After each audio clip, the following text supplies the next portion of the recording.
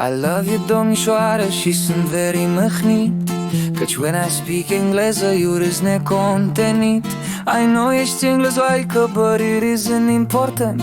Amorul meu for tine is very palpitant. I can't to sleep azi noapte și-am stat să learn ceva from cartea de engleză, să stel iubirea mea.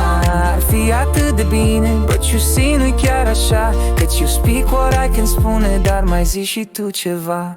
Te-ai găsit să mă înțelegi, văd că dear te iubesc. Understand, I love you, dragă, cum naiba să-ți mai vorbesc. You are totul pentru mine and I want să ne iubim, dar it's difficult, vezi bine, căci noi nu ne potrivim.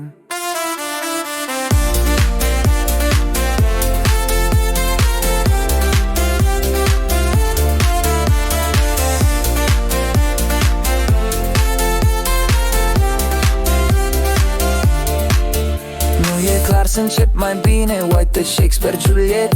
Eu Romeo, love pe tine, vrei ceva și mai concret. Concret, I can know mai bine, and I speak ca un năuc. Și I'm sorry lângă tine, intru în the balamuk. I can't to sleep azi noapte și-am stat să learn ceva from cartea de engleză, să stel iubirea mea.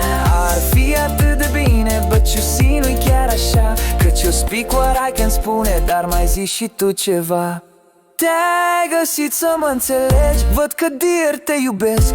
Understand, I love you, dragă, cum naiba să-ți mai vorbesc. You are totul pentru mine and I want să ne iubim, dar it's difficult, vezi bine, căci noi nu ne potrivim.